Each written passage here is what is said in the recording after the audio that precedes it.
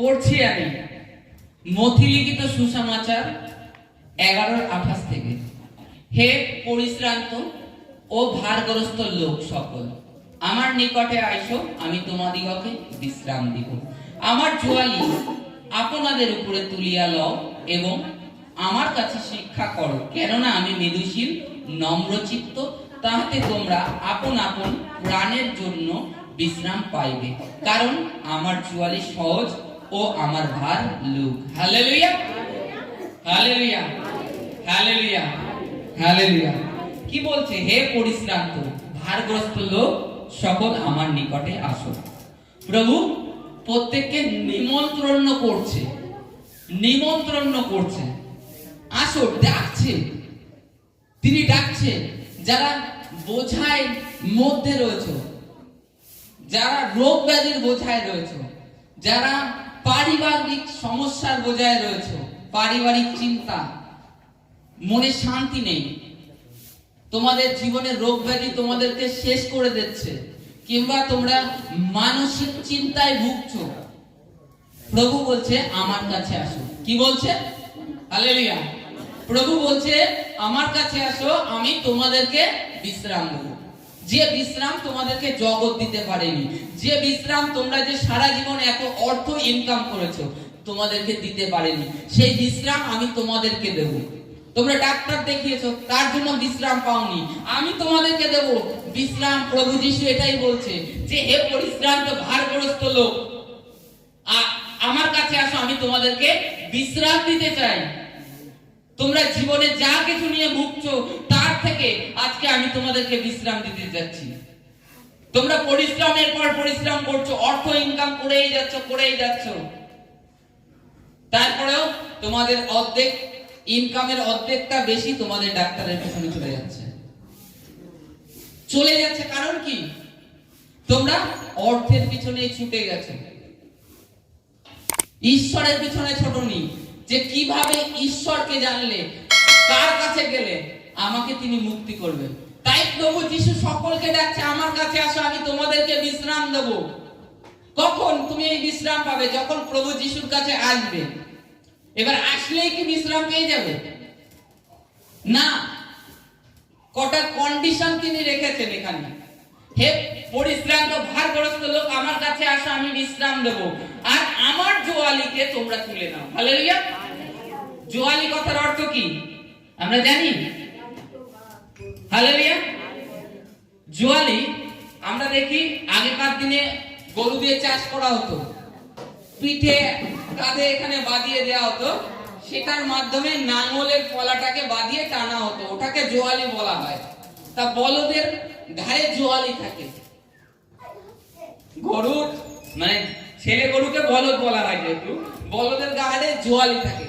আজকে আমরা জগতের তদ্রূপ, আমাদের ঘাড়ে একটা জোয়ালি আছে, জগতের বোঝা, পারিবারিক বোঝা, এ চিন্তা ও চিন্তা। আজ মেয়ের বিয়ে হচ্ছে না চিন্তা, ছেলের বিয়ে হচ্ছে না চিন্তা, ছেলের চাকরি হচ্ছে না চিন্তা, সমস্ত বোঝা এগুলো নিয়ে জোয়ালি। এটাই হচ্ছে জোয়ালি। ছেলের চাকরি হচ্ছে না, জোয়ালি চিন্তা। ছেলের বিয়ে হচ্ছে না, মেয়ের বিয়ে হচ্ছে না, মেয়েটা পড়াশোনা করছে না, ছেলেটা আমার পড়াশোনা করছে না, কি হবে? তার জন্য প্রভু বলছে তোমরা আমার কাছে আসো, আমি তোমাদেরকে বিশ্রাম দেবো। হালেলুয়া। তোমরা রোগে ভুগছো, আমার কাছে আসো, আমার জোয়ালিটাকে তুলে নাও। হালেলুয়া। প্রভু জোয়ালি কি? এবার প্রভু তার জোয়ালিকে তুলে নিতে বলছেন আমাদের। আমরা যেন প্রভুর জোয়ালিটাকে বহন করি আর প্রভুর উপরে আমাদের ভার সমর্পণ করি। প্রভুর জোয়ালিটা কি?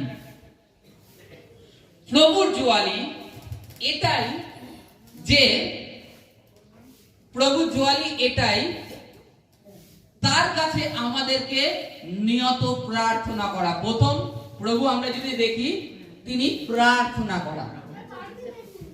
তার জোয়ালির একটা অংশ প্রার্থনা করা, দ্বিতীয় বাক্যকে পড়া, এবার তৃতীয় কি? প্রার্থনা কি? হে ঈশ্বর, আমার ছেলের চাকরি হচ্ছে না, আমার মেয়ে এটা কথা শুনে না, আমার পরিবার আমাকে দেখতে পায় না, সমস্ত কিছু যা আছে এভরিথিং ঈশ্বর সদা প্রভুর কাছে তুলে ধরো। আমি শরীর খারাপ, আমার এ রোগ হয়েছে, তুমি তোলো, নিয়ত প্রার্থনা করো। এই জুয়ালিটাকে প্রভু বহন করতে বলছে। আর তার মধ্যে কি বলেছে, তারপরে বলছে আমার কাছে তোমরা এসে শিক্ষা করো। শিক্ষা করবে কি করে? তোমরা প্রভুর কাছ থেকে, প্রভু তোমাদেরকে শিক্ষা নিতে বলছে। কি শিক্ষা নেবে প্রভুর কাছ থেকে? প্রভু শিক্ষা নিতে বলছে যে আমি কেমন সেই রূপ তোমরা হও। আমি, এখানে লেখা রয়েছে, আমি মৃদুশীল ও নম্রচিত্ত। হালেলুয়া। প্রভু কি? মৃদুশীল, নম্রচিত্ত। তাই আমাদেরকে তিনি তার কাছ থেকে শিক্ষা নিতে বলছেন। তিনি তার কাছ থেকে শিক্ষা নিতে বলছেন, তাকে যেন আমরা তার থেকে শিক্ষা নিই। শিক্ষা নিয়ে তার দেখানো পথে যদি চলি, তবে আমাদের যে জোয়ালি জগতে ভোগ করছিলাম, রোগের জোয়ালি, ব্যাধির জোয়ালি, অভাবের জোয়ালি, সেইগুলো প্রভুর উপরে ছেড়ে দিই। হালেলুয়া। যখন আমি বাক্য বলার আগে সর্বপ্রথম একটা কথা বলেছিলাম যে কি, নিজের বুদ্ধির উপরে নির্ভর করো না। প্রভু আমাকে আগে গত সপ্তাহে আওয়াজ দিয়েছিলেন, নিজের বুদ্ধির উপরে ডিপেন্ড করো না, প্রভুর উপরে ছেড়ে দাও। আমাদের ব্রেনের মধ্যে কি সবসময় কিছু না কিছু চলতে থাকে, কিছু না কিছু আসতে থাকে। আর সেই ভাবনাটা, এটা কেমন জানেন? অ্যাকচুয়ালি আমাদের হৃদয়টা কিংবা আমাদের ব্রেন বলতে পারেন, সেটা হচ্ছে স্টেডিয়াম মাঠ। কখনো লোক আসা বন্ধ থাকে না। কেউ না কেউ সেই মাঠে খেলাধুলা কিংবা দৌড়ানো, মর্নিং ওয়াক যাই হোক করছে। মাঠ কিন্তু খালি থাকে না। কেউ এসে আবার রাত্রিবেলায় নেশা ভাঙ করছে, রাত্রেও খালি নেই। ও মাঠে সবসময় লোক আছে। তদ্রূপ আমাদের ব্রেন আর হৃদয়, শয়তানের কাজ কি? খালি মন্দ কিছু ঢেলে দাও এদের মধ্যে। এরা চিন্তায় ব্যস্ত থাকুক। ব্যস্ত থাকার কারণ এরা ঈশ্বর থেকে, ঈশ্বরের আওয়াজটাকেও শুনতে পারবে না, আর ঈশ্বর থেকেও দূরে থাকতে পারবে। এবার তাই বলছে প্রভু যে তুমি ওই ব্রেনের, হৃদয়ের মধ্যে যে ভাবনা চিন্তাগুলো হচ্ছে, সেটার উপরে ডিপেন্ড হয়েও না, সেটা নিয়ে ভাবিত হয়েও না। ওই ভাবনাগুলো আমার উপরে ছেড়ে দাও। তুমি এখন প্রার্থনায় এসছো, তোমার লক্ষ্য আমি ঈশ্বরের বাক্যটাকে যেন সঠিকভাবে শুনতে পারি, বুঝতে পারি। না বুঝলে আমার যে পালক আছে তার কাছে যেন জিজ্ঞেস করি, এটা যেন আমাদের মধ্যে থাকে। কিংবা আমরা লিখে নি, নোট করে নি যে পরে এই বাক্যটা এই বলেছে, আমরা যেন পরে গিয়ে পড়তে পারি। এটা হচ্ছে প্রভু বলেছেন যে তোমরা আমার কাছে শিক্ষা করো, আমি মৃদুশীল নম্রচিত্ত, আর তোমাদের জোয়ালিটাকে আমার উপরে দিয়ে দাও, আর আমার ভারটাকে বহন করো। প্রভুর ভার এইটুখানি কি আমাদের দিয়েছে? খালি জাস্ট প্রার্থনা করা। আমাদের চিন্তার ভার প্রভুর উপরে ছেড়ে দিতে বলেছে। তোমার ছেলের জন্য চাকরি হচ্ছে না, প্রভু ছেলেটা অনেক জায়গায় ইন্টারভিউ দিচ্ছে, কিন্তু কোনো জায়গায় কোনো চাকরির কল হচ্ছে না। প্রভু এই ভার তোমার চরণে ছাড়ছি, তুমি দেখো অমুক জায়গায় চাকরিতে যাবে, কিংবা চাকরির কল আসে, কিংবা ইন্টারভিউতে যাবে, সেখানে তোমার পবিত্র আত্মা যেন কথা বলে। প্রভু তোমার পবিত্র আত্মা যেটা ন্যায্য সেটা যেন করে, তবেই দেখবে তোমরা সমস্ত কিছুতে সফলতা হবে। প্রভুর উপরে ভার ছাড়তে হবে। তোমার মেয়ের বিয়ে হচ্ছে না, তার জন্য অনেক ছেলে দেখছো, আসছে না, কোনো ভাবেই তুমি সেই সম্পর্কটাকে একসাথে করতে পারছো না, প্রভুর উপরে ভার ছেড়ে দাও। যে প্রভু যেটা উত্তম তুমি করো, এই পরিবারে গেলে আমার মেয়ে সুখী থাকবে, ভালো থাকবে, সেটা ছেড়ে দাও। কিংবা তোমার রোগের জন্য প্রভুকে দিয়ে দাও। এগুলো হচ্ছে আমাদের জোয়ালি। আমরা জগতে বলদ, আমাদের উপরে শয়তান জোয়ালি চাপিয়ে দিয়েছে। এই চিন্তা নিয়ে থাক, কালকে আর একটা চিন্তা ঢুকিয়ে দেব, তুই কোনো মতে তোর নিজেকে ফ্রি করতে পারবি না, তুই আনন্দতে জীবন যাপন করতে পারবি না। আর বাইবেলে এটা বলছে, তোমরা যখন প্রভুতে এসেছো, প্রভুতে কিসের জন্য এসেছো? যে এই ভার থেকে মুক্ত হওয়ার জন্য, যেন তোমরা প্রভুর শান্তিকে অনুভব করতে পারো। প্রভু কি? তিনি পিতা পরমেশ্বর, তিনি স্বর্গের সিংহাসনে বিরাজমান। তিনি তার কিছুটা অংশ আমাদের মধ্যে দিয়ে দেন। যখন আমরা পবিত্র আত্মায় পরিপূর্ণ হই কিংবা পবিত্র আত্মায় পরিপূর্ণ হওয়ার চেষ্টা করি, তার কিছুটা অংশ আমাদেরকে দেন। তখনই আমরা পবিত্র আত্মার যে শান্তিটা সেটা অনুভব করতে পারি। তখন আমরা জগতের সমস্ত চিন্তা ভুলে যাই। কোনো চিন্তাই নেই, এখানে আসলে কোনো ভাবনা নেই, সমস্ত যেন কোথায় হরণ হয়ে গেছে, চলে গেছে। কারণ পবিত্র আত্মার শান্তিটা তিনি আমাদের উপর দিয়ে দেন, এই কারণে আমরা ওই চিন্তা ভুলে যাই।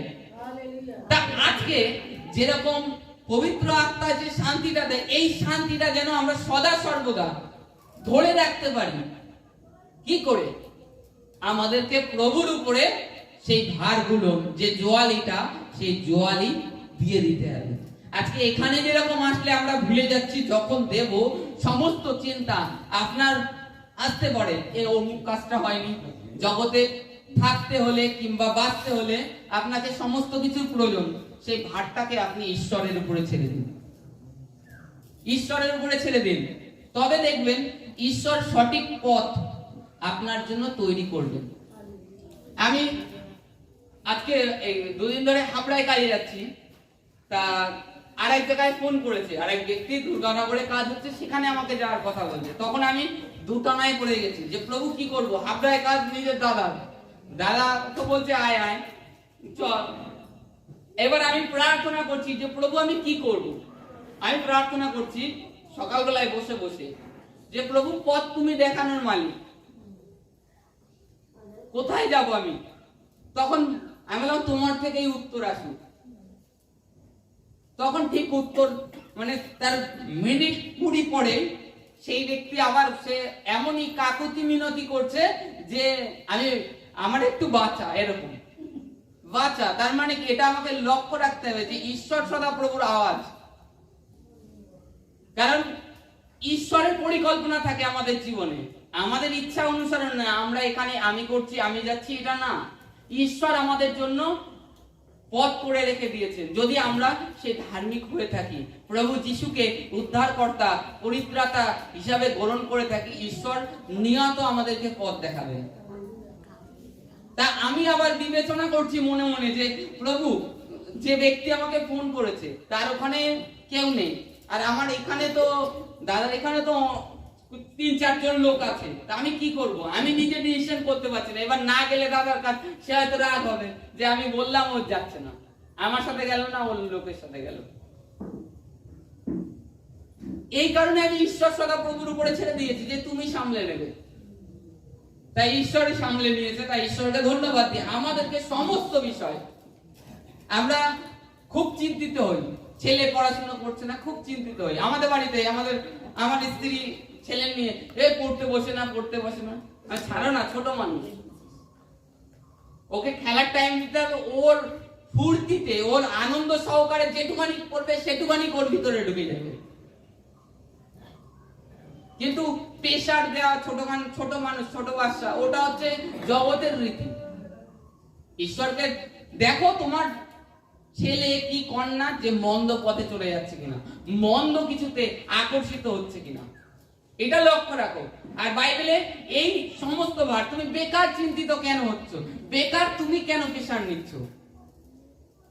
অনেকে সারাদিন দেখা গেল ছেলে করছে, রাত্রিবেলায় সন্ধ্যাবেলায় গিয়ে মাথায় যন্ত্রণা, আমার মাথায় যন্ত্রণা করছে, এর সাথে চিল্লাতে আমার সারাদিন এখন মাথায় যন্ত্রণা আমার হচ্ছে। এরকম হয়তো কারণ আমরা কি করি, নিজেরা প্রেসার নিয়ে নিই। দেখি, লক্ষ্য রাখবো যেন তারা যেন কোনো খারাপ কাজ না করে, মন্দ পথে অগ্রসর না হয়, এইগুলোর লক্ষ্য রাখবো। তাদেরকেও স্বাধীনতা দেওয়া উচিত প্রত্যেককে, আবার নিজেদের নজর রাখা উচিত। তা প্রভু আমাদেরকে কিছু শিক্ষা করতে বলছে, তার থেকে আমাদের শিক্ষা নিতে বলছে প্রার্থনা করা। যেরকম আমি যেখানেই যাই না কেন, এই কাজে যাচ্ছি, দূরে আসছি, রাত্রেবেলায় এসে তারপরেও প্রার্থনা। বাড়ির লোকের কথা শুনছি আমি, তাতে অসুবিধা নেই, কারণ প্রার্থনা থেকে আমাকে দূরে করলে হবে না। প্রার্থনা আমার ওটা হচ্ছে সব থেকে বড় জীবনের রুটি। ওটা যদি না করি, তারপরে ভাত খেয়েও শুলে ঘুম হবে না, প্রভুর সাথে যদি না কথা বলি। তা আমাদেরকে প্রভু এই একটা ভার অর্পণ করেছে যে তুমি নিয়ত প্রার্থনা করো, নিয়ত বাক্যকে পড়ো, নিয়ত প্রভুর শিক্ষায় কিভাবে চলতে বলছে চলো। আর কিছু বাক্য রোগের ক্ষেত্রে ঈশ্বর সদা প্রভু দিয়েছে, সেগুলো ঘোষণা করতে থাকো। তুমি যে রোগগ্রস্ত আছো তার জন্য ঘোষণা করো, যিশায় 53:5 বাক্যকে ঘোষণা করো, প্রার্থনায় বসে ঘোষণা করো যে প্রভু তোমার বাক্যে লেখা রয়েছে যিশায় 53:5 তুমি আমার অধর্মের নিমিত্ত বিদ্ধ হয়েছো, আমার অপরাধের জন্য চূর্ণ হয়ে গেছো, আমার শান্তিজনক শাস্তি তুমি নিয়ে নিয়েছো, তোমার ক্ষত দ্বারা আমি আরোগ্য লাভ করেছি। ঘোষণা করতে থাকো নিয়ত। তোমার সমস্যা আছে, যে সমস্যা আছে বলো প্রভু ডাক্তার এ বলেছে ও বলেছে, বলার পরে বলো প্রভু তোমার কাছে অসম্ভব কিছু নয়, আমি বিশ্বাস করি তুমি আমাকে সুস্থ করে দিয়েছো। এইরূপ তোমার মুখের বাণী হবে। আর তোমার বাণী যদি নিরাশাযুক্ত হয়, হতাশাযুক্ত হয়, তবে কি হবে? শয়তান সেই স্থানটাকে নিয়ে নেবে। শয়তান সেই স্থানটাকে নিয়ে নেবে যে এ সব সময় নিজেকে দুর্বল মনে করে, সব সময় ওর বাক্য দুর্বল যুক্ত হয়, বলবান যুক্ত নয়, দুর্বল যুক্ত বাক্য হয়। তখন শয়তান কি করবে? সেই স্থানটা নিয়ে তোমার ওই বাক্যটাকে কুলু করবে, করে তোমাকে, তোমার হৃদয়টাকে নরক করে দেবে প্রথম, তারপরে তোমাকে মৃত্যুর পথে ঢুলিয়ে দেবে। তোমার হৃদয়টাকে প্রথমে নরক করবে, ওই ভাবনাটাকে, ওই চিন্তাটাকে। তুমি বাইবেলে লেখা আছে যে ব্যথা ভুলে তোমরা আনন্দ করো, ব্যথা ভুলে প্রভুতে আনন্দ করো, আর তবে খ্রিস্টের শান্তি আসবে। আর খ্রিস্ট কখন ঝম করে তার মাঝখানে তোমাকে স্পর্শ করে দেবে পবিত্র আত্মা, যে তোমার সমস্ত রোগ শরীর থেকে নিরোগ হয়ে যাবে, গায়েব হয়ে যাবে সেকেন্ডের মধ্যে। পবিত্র আত্মার কাজ এটা, পবিত্র আত্মার কাজ এটা, কোনো মানুষের কাজ নয়, খালি পবিত্র আত্মা। প্রভু যিশু হৃদয় সন্ধানকারী ঈশ্বর, তিনি অন্তঃকরণ সন্ধান করেন। কে অন্তঃকরণে নম্র দিন, তার উপরে তিনি দয়া করেন। তিনি অহংকারী গর্বিত লোককে দেখেন না, ধনবানকে দেখেন না, মুখোপেক্ষা করেন না, যে দরিদ্র আছে এই বলে দেখেন না, তিনি দেখেন হৃদয়ে দিন নম্র, সেটাকেই লক্ষ্য করেন। যে পশ্চাতাপ করে, নিজেকে স্বীকার করে নিজের মুখে যে প্রভু আমি পাপী, জগতে অনেক পাপ করেছি, আমার সমস্ত পাপ ক্ষমা করো, তার উপরেই প্রভু দয়া করেন। আজকে অহংকার দ্বারা আপনি অনেক টাকা থাকতে পারে এই পৃথিবীতে, এই জগতে আপনার অনেক সম্পত্তি থাকতে পারে, বিঘে বিঘে জমি থাকতে পারে, সমস্ত কিছু বেকার, আমরা জানি সমস্ত কিছু বেকার। এর ভিতরে ঈশ্বর সদাপ্রভু যে আত্মা দিয়েছে, এটাকে ধরে রাখার এই পৃথিবীতে কাউর সাধ্য নেই। তাহলে রতন টাটা হয়তো মরতো না, তার যে সম্পত্তি আছে, প্রচুর সম্পত্তি। আজকে আমরা যেন এগুলো লক্ষ্য করি, আমরা যেন দিন হয়ে যাই ঈশ্বর সদাপ্রভুর কাছে। আর আমাদের ভারটাকে, যে প্রভু যে আহ্বান আমাদেরকে করেছে, যে হে পরিশ্রান্ত ভারগ্রস্ত লোক আমার কাছে আসো, আমি তোমাদেরকে বিশ্রাম দেবো। কখন বিশ্রাম পাবো? আমাদের ভারটা, আমাদের জোয়ালিটা প্রভুর চরণ তলে রাখবো, যে প্রভু তুমি সামলাবে আমার পরিবারকে, আমার পরিজনকে তুমি টেকেল দেবে। আমি বিশ্বাস করি, তবে দেখবে তোমার পরিবার প্রভু ট্যাকেল দেবেন। আর তোমার ভার থেকে তুমি তো মুক্ত হলে, তাহলে তোমার মধ্যে প্রভুর আরোগ্য কাজ করবে, তুমি ধীরে ধীরে ধীরে ধীরে সুস্থ হয়ে যাবে। তাই তো প্রভু ডেকেছেন, হে পরিশ্রান্ত ভারগ্রস্ত লোক আমার কাছে আসো, আমি তোমাদেরকে বিশ্রাম দেবো। আর আমার কাছে শিক্ষা করো, আমি মৃদুশীল নম্রচিত্ত। প্রভু কি শিক্ষা দিয়েছে? কেউ গালে যদি এক গালে চড় মারে, আর এক গাল তাকে বাড়িয়ে দাও, প্রভুর শিক্ষা। কেউ যদি তোমাকে 1 ক্রোশ পথ যেতে বলে, তুমি তার সাথে 2 ক্রোশ পথ যাও। তোমার কাছে ধার চাইলে যদি থাকে তুমি দাও, তোমার কাছে 2টো থাকলে 1টা দাও। প্রভুর শিক্ষা তিনি এইরূপ বলেছেন। আর আমরা প্রভুর থেকে যেন শিক্ষা নিয়ে নিজেদের মধ্যে খ্রিস্টকে দেখাতে পারি, তবেই আমাদের মধ্যে পবিত্র আত্মা প্রভু ঝম করে কখন কোন সময় স্পর্শ করবেন সেটা কেউ বলতে পারে না, কিন্তু তিনি করবেন। তিনি বিশ্বাস্ত ঈশ্বর, তিনি প্রতিজ্ঞা করেছেন। যদি বলে থাকে যে তার বাক্যেতে যেরকম বলেছে তোমরা তার ক্ষত দ্বারা আরোগ্য লাভ করেছো, তিনি আব্রাহামকে প্রতিজ্ঞা করেছিলেন যে তোমাকে তোমার বংশ পৃথিবীতে বহুল্য হবে, ধুলির ন্যায়, আকাশের তারাগণের ন্যায়, সমুদ্রের ধুলোর সমান আর আকাশের তারাগণের ন্যায়। আজকে যদি দেখি এই পৃথিবীতে বর্তমানে খ্রিস্টের পশ্চাৎ যারা চলছে তাদের সংখ্যা বেশি। কারণ কি? ঈশ্বরের প্রতিজ্ঞা সেই আব্রাহাম মের কাছে, আর সেটা পূর্ণ হচ্ছে ধীরে ধীরে। আর আজকে তাই তো প্রভু ডেকেছেন তোমাদের বিশ্রাম দেওয়ার জন্য, তার নিকটে ডেকেছে এবার তোমাদের উপরে, যে তোমরা কি করবে, প্রভুর থেকে বিশ্রাম নেবে না তোমাদের জোয়ালি তোমাদের উপরেই রেখে দেবে। এটা তোমাদের ভাবনা। ঈশ্বর সদা প্রভু সকলকে স্বাধীনতা, ফ্রি উইল দিয়েছে, ভালো মন্দের জ্ঞান দিয়েছে। পচা মাছ, পচা আলু আমরা বাজার থেকে কিনে আনি না খাওয়ার জন্য, তবে তো ঈশ্বর সদাপ্রভুর বেলায় কেন সেই পচা জিনিসটাকে সংগ্রহ করব? আমরা যেন সেটা লক্ষ্য রাখি। Hallelujah, hallelujah, hallelujah.